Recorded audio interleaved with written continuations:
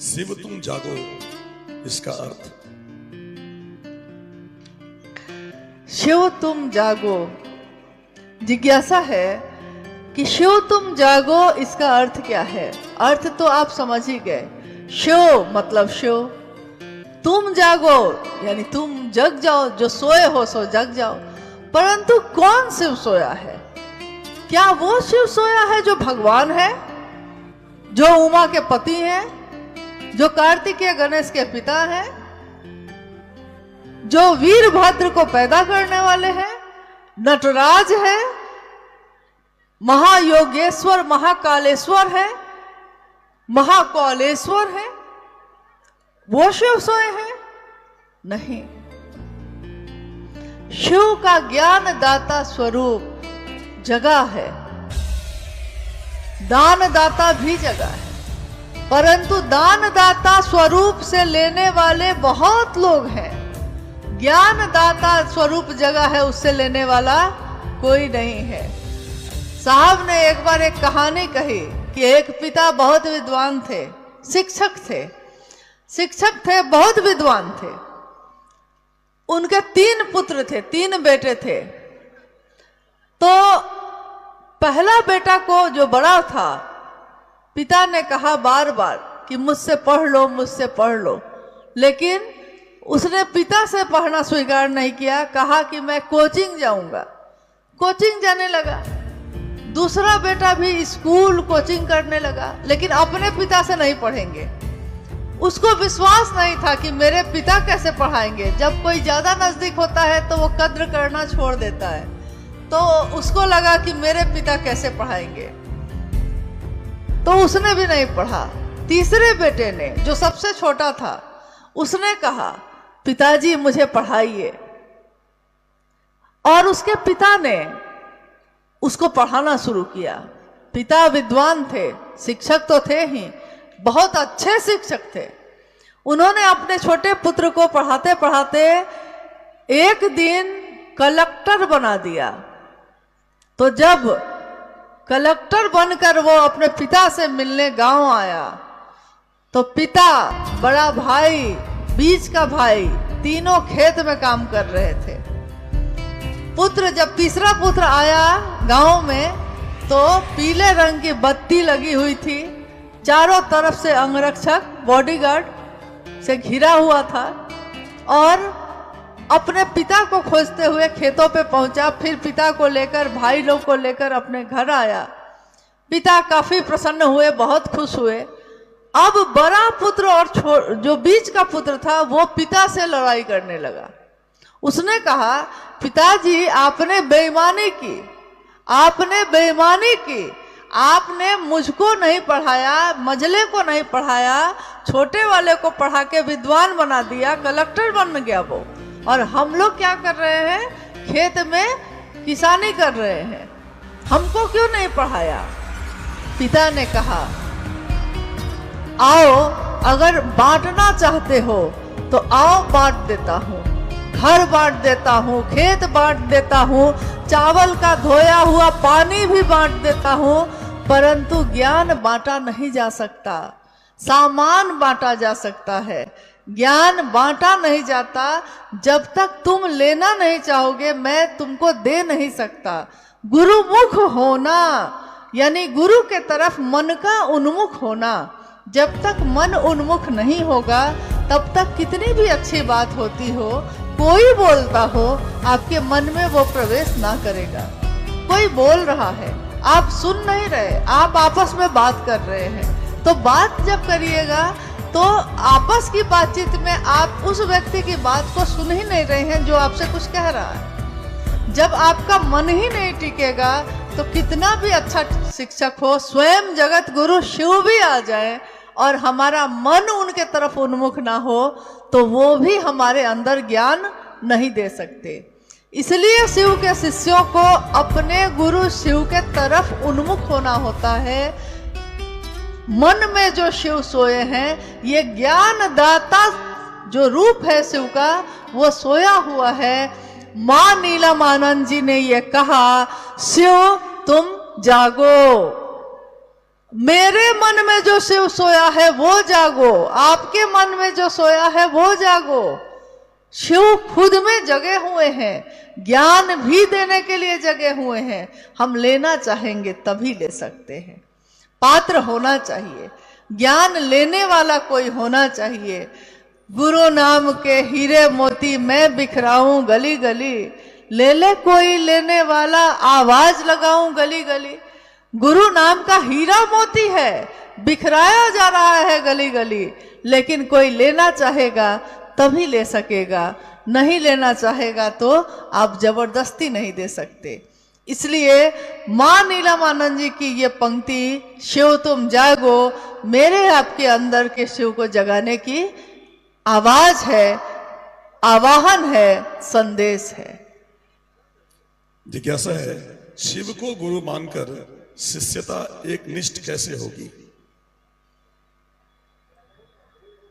जिज्ञासा है कि शिव को गुरु बनाकर एक निष्ठता कैसे होगी।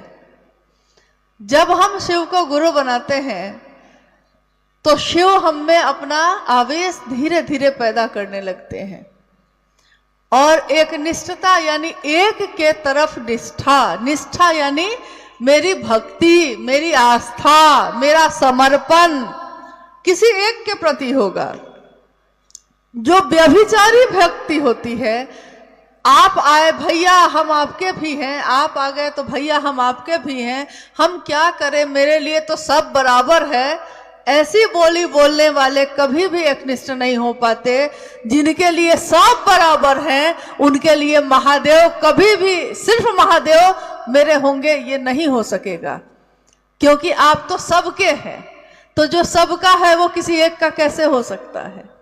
लेकिन कोई किसी एक का होगा, शिव का होगा, शिव का हो जाएगा, सिर्फ शिव के लिए रहेगा, तो वो सबसे मिलेगा, सबसे बात करेगा, सबके साथ चलेगा, उसको किसी से द्वेष नहीं होगा। वसुधैव कुटुंबकम की धारणा लेकर चलेगा, किसी से द्वेष नहीं है, किसी से विद्वेष नहीं है, सबके प्रति प्रेम है, परंतु समर्पण शिव के लिए होगा, और ये शिव की दया से होगा। महादेव से बार बार दया मांगना ही हमारे मन में शिव के प्रति एक निष्ठता को बढ़ाती है। गुरु का काम करिए, गुरु का कार्य करिए, गुरु का काम करते करते एक निष्ठता बढ़ती चली जाती है। जिज्ञासा है, कुछ गुरु बहना शिव चर्चा में चुंदरी ओढ़कर नाच नाच कर भजन करती हैं और हनुमान जी का पाठ भी कर लेती हैं, और रात के 11 बजे तक चर्चा करती हैं। समझाने पर बोलती हैं कि हमको अच्छा लगता है, मैं ऐसा ही करूंगी, और पैसे भी लेती हैं, तब चर्चा में जाती हैं। कृपया इस पर प्रकाश डालें। जिज्ञासा लंबी है, परंतु आपने सुना होगा, फिर से दोहरा देते हैं। गुरु भाई ने जिज्ञासा किसी ने भेजी है, जिनको पढ़ा है इन्होंने, कि शिव चर्चा में कहीं कहीं चुनरी ओढ़कर नृत्य भी करते हैं लोग, गाते बजाते भी हैं, और हनुमान जी का भी गीत गाने लगते हैं। मना करने पे कहते हैं मुझको अच्छा लगता है।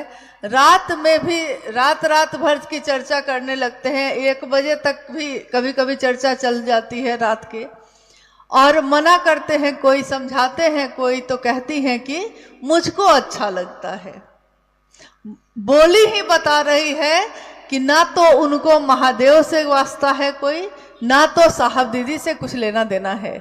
क्योंकि अगर साहब दीदी से लेना देना होता, महादेव से वास्ता होता, तो ये बोली वो बोलती ही नहीं कि मुझको अच्छा लगता है। वो ये सोचेगा, कोई शिव का शिष्य ये सोचेगा शिव को क्या अच्छा लगता है। कोई शिव का शिष्य सोचेगा कि मेरे वरेण्य गुरु भ्राता साहब और दीदी को क्या अच्छा लगता है। साहब ने कहा कि रक्षाबंधन का समय है, बहन के लिए साड़ी खरीदने गए हैं आपको लाल पसंद है, बहन को हरा पसंद है, आप साड़ी कौन सी खरीदिएगा? अपनी पसंद का कि बहन की पसंद का? देना है बहन को। तो सबने उस दिन कहा था, उत्तर दिया था कि बहन की पसंद को, यानी बहन को अगर हरा पसंद है तो हम हरा खरीदेंगे, जो तुमको हो पसंद वही बात कहेंगे। तुम दिन को अगर रात कहो तो रात कहेंगे, जो तुमको हो पसंद वही बात कहेंगे। और साहब को पसंद है ये कि शिव की चर्चा दिवा काल में हो, शिव की चर्चा शिव की गरिमा के अनुसार हो, मर्यादा के अनुसार हो। मैं अपना कोई काम अपने पिता अपने माँ के मर्यादा के अनुकूल करती हूँ कि कहीं उन पे कलंक न लग जाए। कोई शिव का शिष्य होगा तो वो जब भी जीवन में अपने जगत में उसका सामान्य भावाचरण भी ऐसा होगा जो जगत के लिए अनुकरणीय होगा, और साहब के दिशा निर्देश के बाहर जाकर वो कोई काम नहीं करेगा। साहब का स्पष्ट निर्देश है कि कोई कार्यक्रम दिवा काल में यानी दिन के समय में संध्या काल से पहले खत्म कर दीजिए। और नाचने गाने के लिए बहुत जगह है, अभी शादी का समय है, सबके घर में बेटा की शादी बेटी की शादी हो रही है, नाचिए, कौन मना करता है। बेटा की शादी में माँ नहीं नाचेगी, कौन नाचेगा? घर के सारे लोग नाचते हैं, कोई खराब बात नहीं है। अपने घर में जन्मदिन है, आप नाच रहे हैं, नाचिए, कौन मना कर रहा है।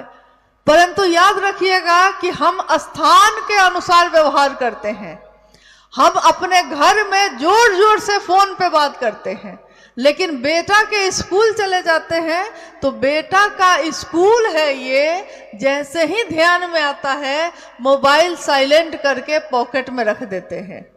हम ऐसे जोर जोर से हल्ला गुल्ला सब करते हैं, परंतु अगर हॉस्पिटल में चले जाते हैं तो हम समझ जाते हैं कि हॉस्पिटल आए हैं, मरीज है यहाँ, अगर हम जोर से हल्ला करेंगे तो उसको दिक्कत होगी, तो हम वहाँ शांत हो जाते हैं, कुछ नहीं बोलते, कोई हल्ला नहीं, शांत हो जाते हैं।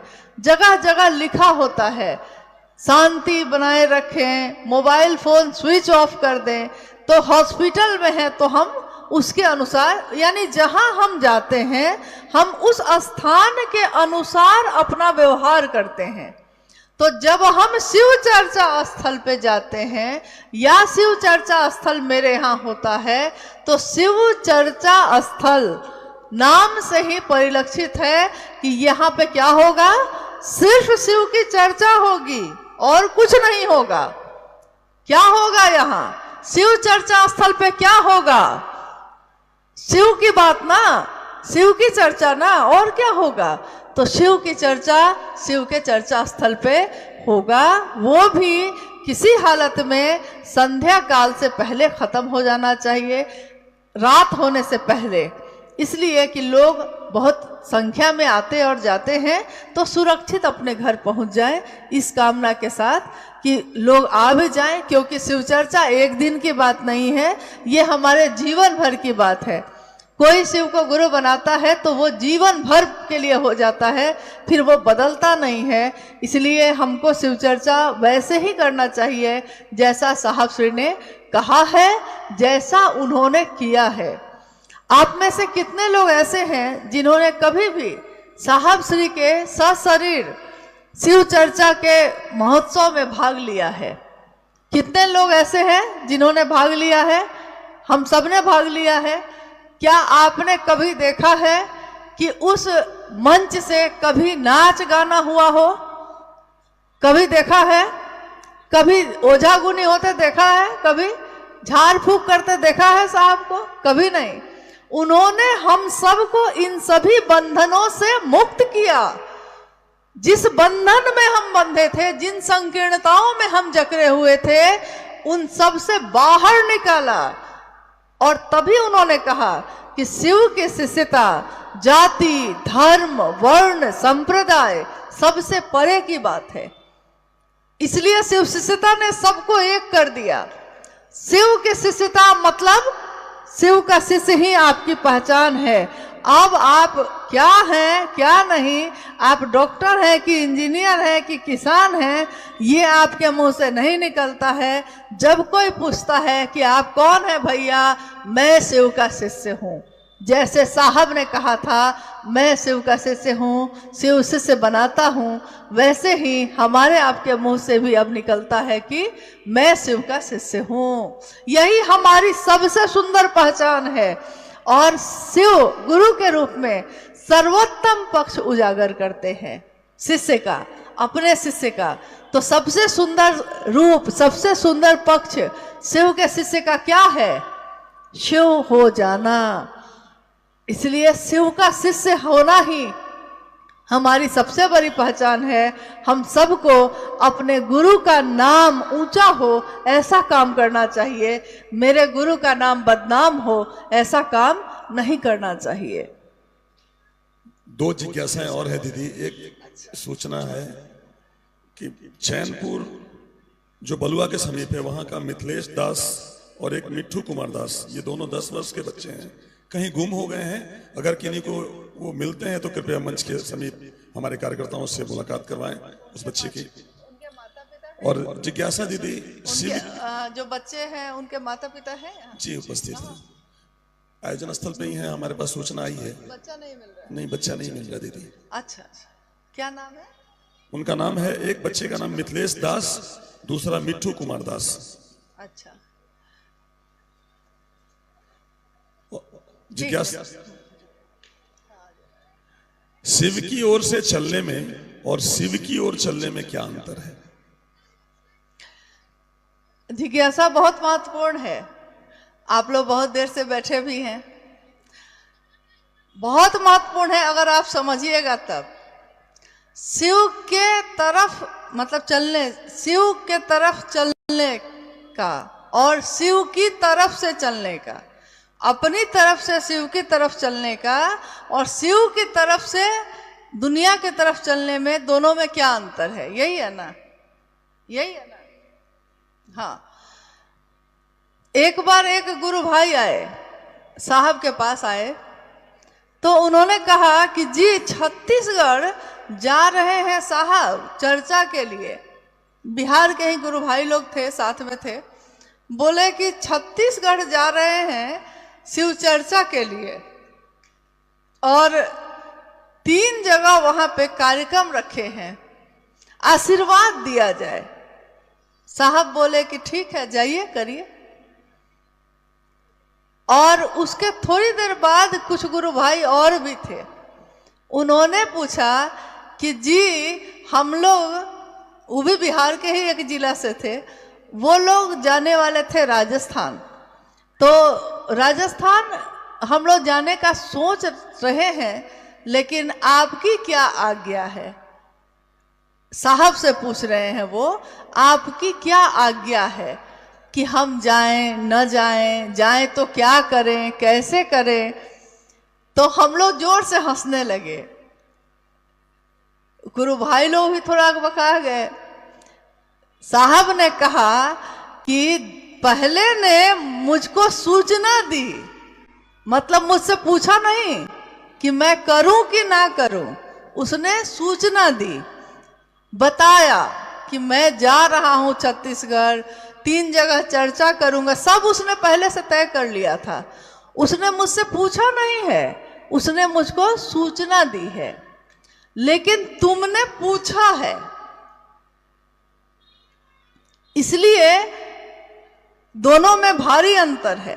तुमने पूछा है तो अब मैं बताता हूं कि क्या करो, कैसे करो, कहां जाओ, कहां ना जाओ। देखिए दोनों में अंतर है कि नहीं? दोनों टीम ने साहब से चर्चा के लिए ही पूछा, लेकिन एक ने बताया, सब कुछ पहले से तय कर लिया, और दूसरे ने पूछा। तो साहब ने फिर उसको इतने प्रेम से बताया कि भाई कैसे जाओ, क्या करो, हाथ जोड़ के प्रणाम करना, हाथ जोड़ के प्रणाम करोगे तो सब कोई रुकेगा, महादेव की बात करना, साप्ताहिकी चर्चा सुन। देखिए साहब का पूरा आशीर्वाद उसको मिल रहा है, एक एक कदम वो कैसे चलेगा साहब उसको बता रहे हैं। परंतु पहले ने तो सारे कदम पहले ही तय कर दिए थे। वैसे ही शिव अपने तरफ से शिव की तरफ चलना और शिव की तरफ से दुनिया की तरफ चलने में यही अंतर है। जब हम अपनी तरफ से चलते हैं तो हम अपनी सोच, अपनी पसंद, अपनी नापसंद इसको लागू करते हैं, लेकिन जब हम शिव की तरफ से चलते हैं तो शिव क्या चाहते हैं हम इसको लागू करते हैं। महादेव को ये अच्छा लगेगा कि नहीं ये सोचते हैं। मेरे साहब और दीदी इससे प्रसन्न होंगे कि नहीं, ये सोचते हैं। तो दोनों में भारी अंतर है और पूछ कर चलना ज़्यादा अच्छा है, साथ लेकर चलना ज़्यादा अच्छा है। साहब और दीदी को वो हर जगह हमारा मार्गदर्शन करते हैं। एक बार रांची की ही घटना है, उस समय साहब देवघर रहते थे, तो देवघर से कभी कभी वो रांची में आते थे और वहाँ के स्थानीय लोगों से मिलते थे। तो जब साहब देवघर से आए रांची, लोगों से मिल रहे थे, तो उसमें से एक गुरुबहन बूढ़ी थी, बहुत बुजुर्ग थी, खड़ी हुई। उन्होंने कहा कि साहब, मेरा पोता हमको बहुत कष्ट देता है, मेरा पोता बहुत कष्ट देता है, मेरी बात नहीं सुनता, माँ बाप की भी बात नहीं सुनता। साहब ने कहा कि अच्छा ठीक है, बैठो बैठो। एक माँ बाप आए थे, वो भी खड़े हुए, तुमको भी कुछ कहना है? तो उन्होंने कहा कि जी, सो मेरा बेटा पुतोह नहीं मानता है। साहब बोले भारी फेरा है भाई। फिर वो थोड़ा बिगड़ गए, थोड़ा बिगड़ कर उन्होंने कहा कि ये बताओ, जब शादी किए थे तो हमसे पूछे थे? जब तुम शादी किया तो हमसे पूछा? नहीं पूछा। जब तुम्हारा संतान हुआ तो हमसे पूछा था? नहीं। फिर संतान की भी शादी किया तो हमसे पूछा? नहीं पूछा। तो जब हमसे तुम पूछा ही नहीं, तो आज हमको बताने क्यों आ रहे हो? सब कोई थोड़ा चुप हो गए। साहब बिगड़ गए तो सब कोई चुप हो गए, शांत हो गए। तो एक नवयुवक गुरु भाई, मतलब नई उम्र का एक लड़का गुरु भाई उसमें से खड़ा हुआ। अब साहब गुस्से में उसके तरफ देखे, क्योंकि उनको गुस्सा आ गया था कि सारे लोग यही बोल रहे हैं, कोई कहता है पोता नहीं मानता है, कोई कहता है बेटा पुतोह नहीं मानता है।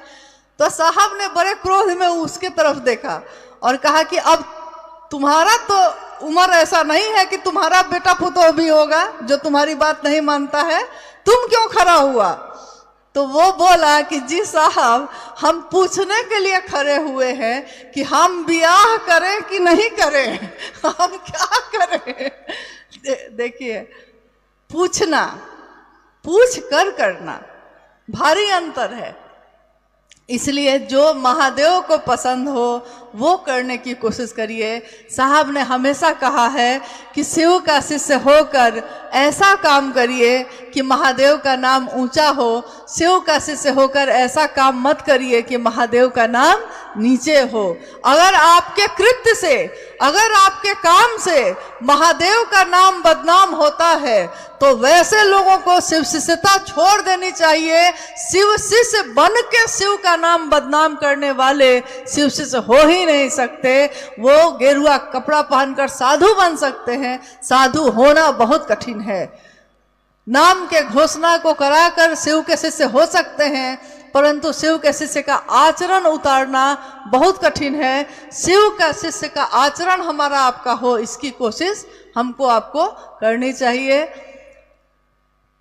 चलिए, आज का ये शिव गुरु महोत्सव जो अथक परिश्रम से और बहुत सारे गुरु भाई गुरु बहनों के बहुत सहयोग से संपन्न हो रहा है, अभी हुआ, अभी समापन की ओर है।